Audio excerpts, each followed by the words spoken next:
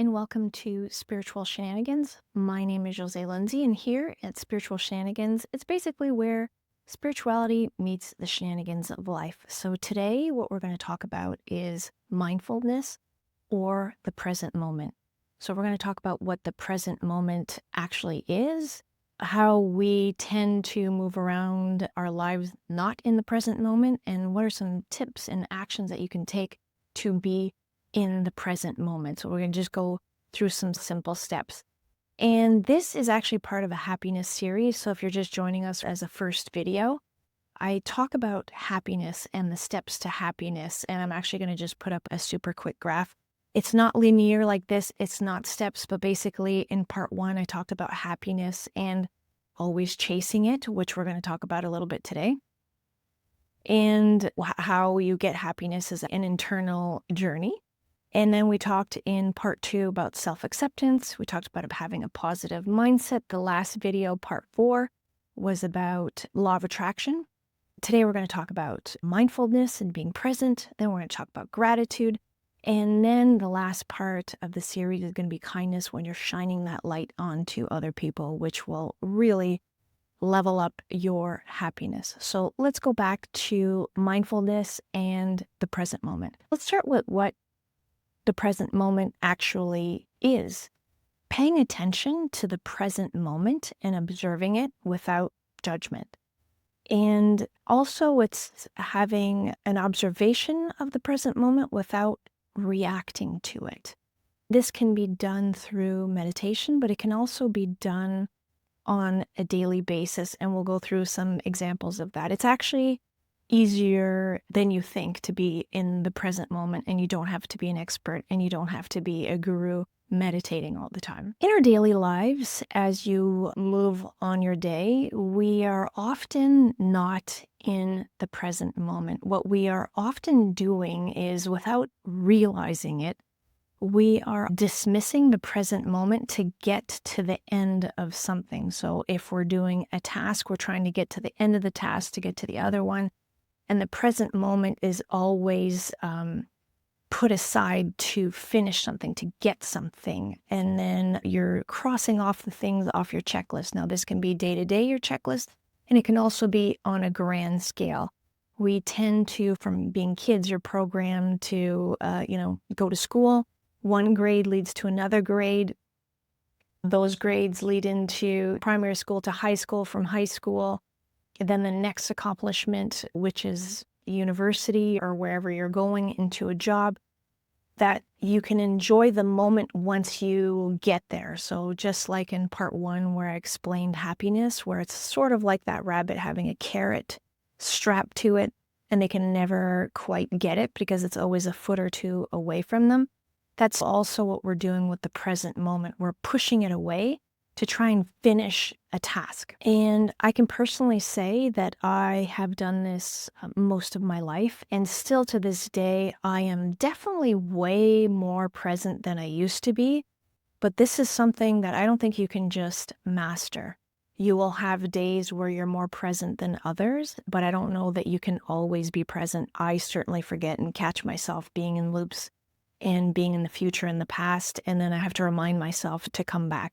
So this is always something that you're working on, and I don't know most people that have mastered this, but this is just something to be aware of and to work on. Basically, what our mind does is we're either in the past or we're in the future, and we're very, very rarely in the now. So when you're thinking about the past, you often have regret, anger, how things should have been different, how somebody should have treated you differently. This can go way back to childhood, and you're bringing in any kind of traumas, injustices, or even what happened earlier today, or somebody cut you off in traffic or whatever. It's always the past. And if you want to think about it, you sort of have a big bag, if you will, and you put a rock in that bag every time something happens, and you're putting that over your shoulder and you're lugging that with you, all your garbage, all your crap from childhood and all of the things and injustices that have happened to you, and you're lugging that with you. So the present moment is like you get a fresh new moment, like now and now, and now, but you're often not enjoying it because you've got that huge, heavy bag of the past with you. So that's one thing. You're keeping the past and all of the stuff and emotional charge from the past. On top of that, you're also thinking of the future. So if you want to think of the future like a big metal grocery cart in front of you, and you're loading that too, and you're pushing that. So that's all of your fears of the future and anxiety and anticipation of possibly things not going well. And all that stuff that you're loading into your future, you're putting rocks and stuff into that. And if you can imagine, you're rolling down, that's your future. Your cart is full, pushing that. And you got your bag of rocks from the past. And then you're into this present moment and you're wondering why it's challenging to enjoy this present moment. It's because you're coming in always looking back there. That's got to wait. Or you're always looking ahead and prepping ahead, and meanwhile dismissing where you are. So that's one way of thinking about it. Because the present moment, if you think about it, is you'll only get it now. You have to let go. If you can't let go of all your past and all of the future, you have to at least take your awareness off of the past and your awareness off of the future and put it into the moment right now. The past doesn't exist right now, and the future doesn't exist right now. If you really, really think about it, they're projections of your mind. But those projections of your minds are giving you thoughts. Those thoughts are giving you emotions. You're feeling that in your body, and that's what's creating stress, anxiety, or regret and anger or victimhood, right? But the now, there's not really much loaded into the now. So if you can take your focus off the past, take your focus off the future, and you come here, this is where all of life happens. It never happens in the past, and it never happens in the future. And all of your life, all that is just a string or a series of now events. So once I had the understanding of that, it was like, and also we think of time as linear. So you've got your past and your future. But it actually doesn't work like that. We won't go into timelines, but it's more like stacked and all happening simultaneously. We won't go down that rabbit hole, but time is not what you think. But those projections that your mind makes up thinks it's real. So that past and that future is totally illusionary. It doesn't exist. So how do you harness being in the now? One of the easiest ways, because it's harder to say, you know what, just drop your past and drop the future and just be now. And then, you can just consciously go on with your life and everything's going to be great. I know when I heard videos like that, like I didn't understand. So a lot of this is going to come from Eckhart Tolle. If you haven't read The Power of Now, that's a great book. A New Earth, but The Power of Now really focuses on being present. I'm just going to touch the surface of it, but you can go really deep into the present moment. A simple way to come to the moment is just to have a conscious breath. So a conscious breath, all that is focusing on your breath, and something really interesting happens. When you focus on your breath, so taking a longer breath, you can do it now, 5 seconds in and 5 seconds out. And when you're really focusing on the breath, if you're at home, you can close your eyes, continue 5 seconds in, 5 seconds out. When you're really focused there, your thoughts start to calm down. And the reason that your thoughts start to calm down is if you're putting your focus on your breath, your focus is no longer on your monkey mind, and it automatically calms it down. It like takes the fuel away from the fire, where if you've got a constant loop of busy thoughts, either in the past, anxiety, future, anticipation and just your mind is going wild, a conscious breath is really, really helpful. And you can do that conscious breath in your everyday life. So if you notice that you're just spiraling and you're just going crazy, taking that breath, even with your eyes open, 5 seconds in, 5 seconds out, that can help you focus on your breath so you can right away come back to the present moment. If you've got time and you can close your eyes when you're taking your breath in, you can say something like, "Be here now," as you're taking that breath. And that's really helpful. I would suggest that you actually pause this video if you're at home. If all you have to do is take 3 or 4 cycles of 5 seconds in, 5 seconds now, and say, "Be here now." And you'll notice you just drop back into your body, and then you'll have more of an awareness.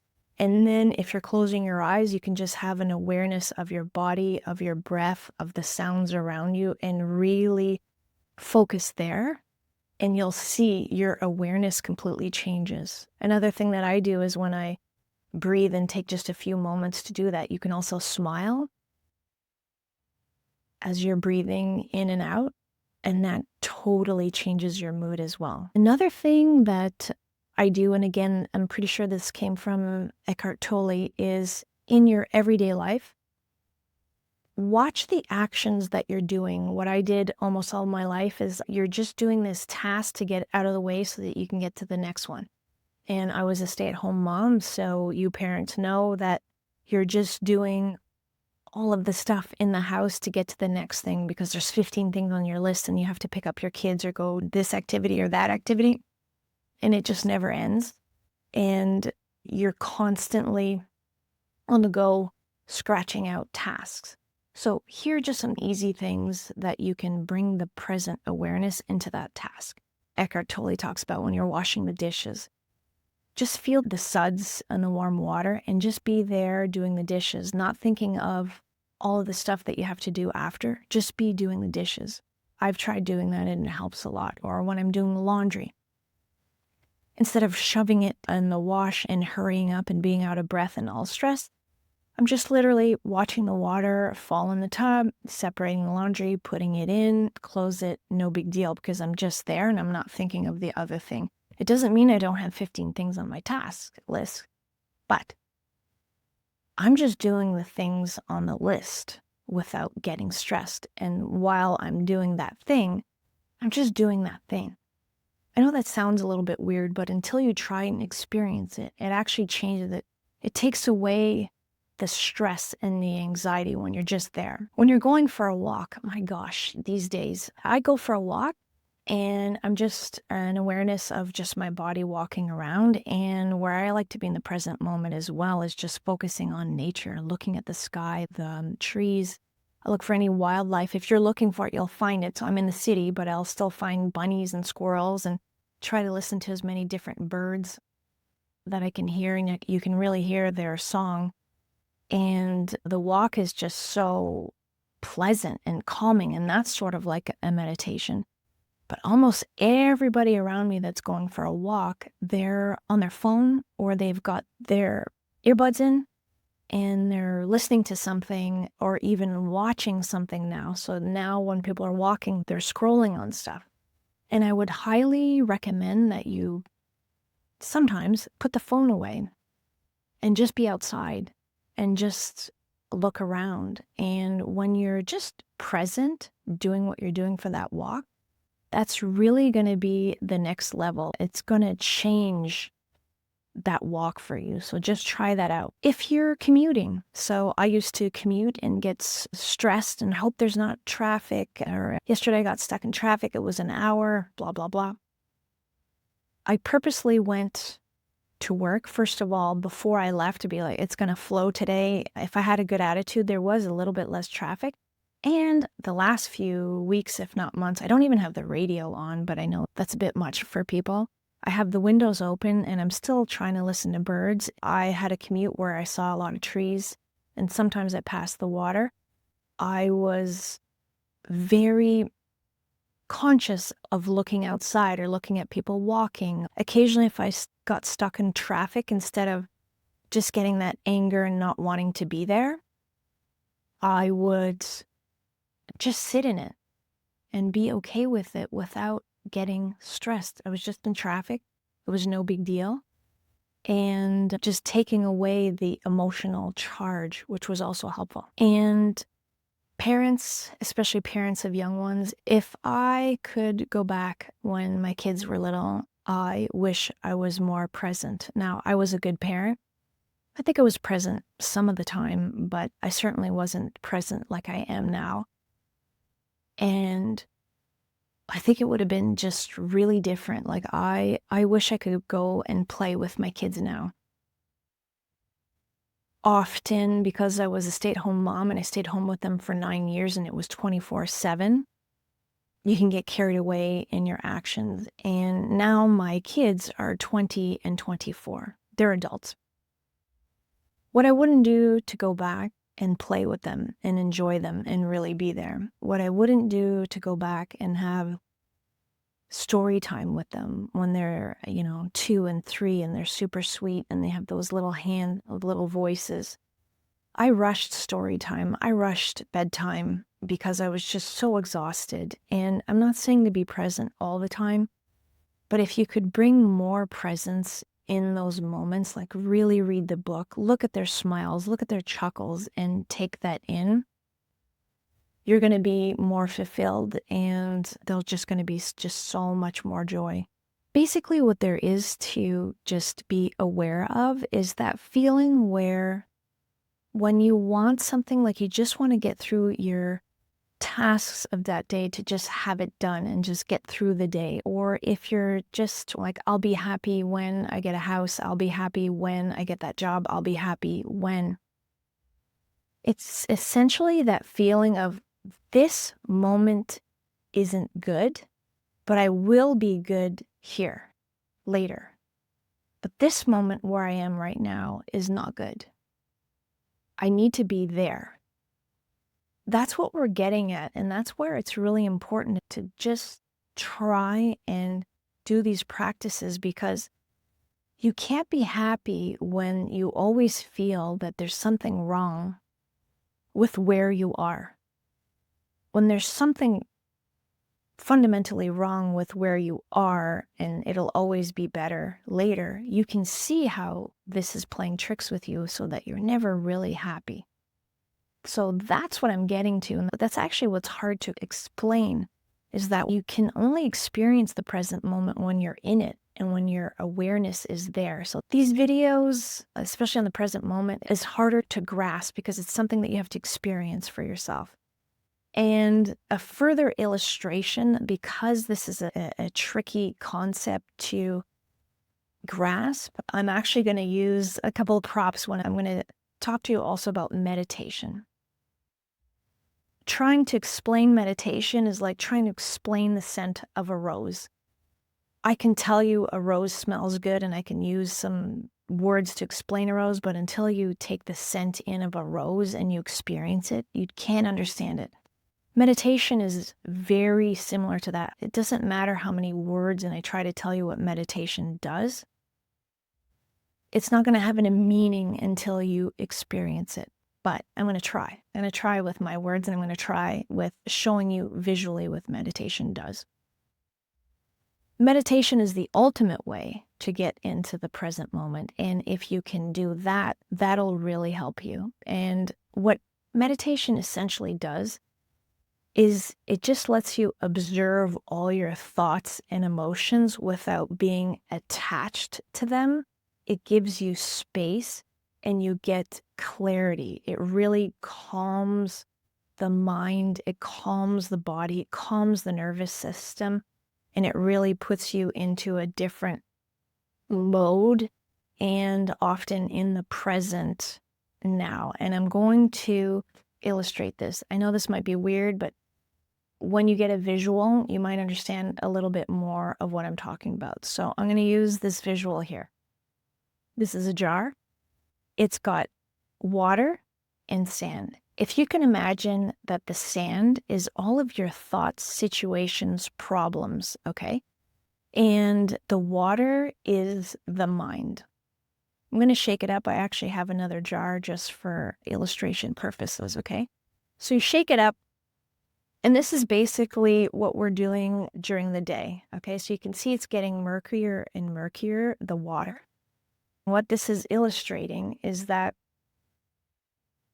the situations, your thoughts that you're having, your emotion is now making your mind very murky. And there's a confusion that your situation, your emotional response that you're having is you. So that anger, sadness, that anxiety, and everything that you're feeling is because you think that you're that emotion. If you're angry, you think, I'm angry.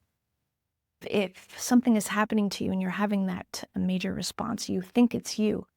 And this is where you're getting all of the stress and the anxiety because it's making your mind foggy. It's making your mind unclear, very muddy. You are the situation that's happening to you. You are the sadness. You are the anxiety. I'm anxious. I'm mad. That is making my life unhappy. Okay? That's what's happening. If you were to let this sit, okay, so if you go into meditation, and it doesn't matter the type of meditation that you do, you can just, like we said, conscious breath, you can just focus on your breath, close your eyes. You can have guided meditations. There's a whole bunch of meditations, okay? So you go from cloudy water to this if you sit long enough, okay? So what happens is all of the sediments that were in the brain, in your awareness, have separated. So now you have clarity. You can see the situation. You can see what's happening to you. You are observing your own thoughts. You are observing the emotions. And you realize through observations that these are just thoughts that you're having. And this is just emotions that you're having. You are separating them. They become separate, it's detached. It's not one huge mess of muddy water. See how there's no clarity here. This is reacting to life. Okay? This is when you have more clarity. You're understanding that you're reacting to life. You have some separation. What that meditation is allowing you to do is to separate the emotions and reactions, and then you're more in the present moment, seeing what's going on. So does that mean that nothing bad happens to you once you meditate enough? Not at all. What happens is that you're then aware of the situation that's happening to you and you respond to an event instead of reacting to it. It sort of gives you a space. It becomes more of the observer observing the things in your life, if that makes sense. Hopefully that makes sense. Another thing where we're talking about what meditation does, I heard this over a decade ago. Hopefully I can remember it correctly. If you can picture this. You're on the ground. It's a very, very cloudy day. Like all the skies are gray. And then you meditate and it's like going in an airplane over the clouds. During your meditation, you see the sun and it's all clear. Okay? But then often you're like, okay, I'm calm during my meditation for 10 minutes, 15 minutes, 30 minutes. But then I get out of meditation, and it's like the plane landing, you're out of your meditation, and it's cloudy again. So what's the point of meditating? And he said the point of meditating is because every single time that you get in the plane and you go over the clouds, okay, so the next time you meditate, again, sunny skies over the clouds, super clear, nice and sunny. Then you come back, and every time you do that, there's a little bit less clouds. So eventually meditation, when you're doing that enough, yes, in the beginning, you're going to feel calm during the meditation, then you go back in your life. But the more that you do it, the more you're taking that presence into your life. And the more that we're talking about taking that conscious breath or being more conscious in the actions that you do as well, it's going to change how you are in your life. And then when you're on the ground, there's less and less clouds, and then you can see the sun. So if you want to talk about it that way, hopefully that's a different way of thinking of meditation. So it's not just that 10, 15 minutes that you're in that meditation and you're like, what's the point of this? This doesn't feel like it's doing anything. Over time, it's doing a lot and it's changing your life. You are going to find that when you're meditating and doing these conscious breaths and bringing awareness to where you are, all of a sudden you're happier, that you have meaning, you have joy for no reason. There's nothing to chase. You're just more aware. And then when problems and situations hit you, you have clarity of mind. It doesn't mean like I have situations, I have stuff in my life, but it's at the bottom and I have clarity about it. It's not consuming it. I'm not murky and muddy. I am not my problems. I can have problems, but I am not the problem. I have clarity in my life. Okay. So that's a real big difference. And this is life changing. So again, it doesn't have to be anything difficult.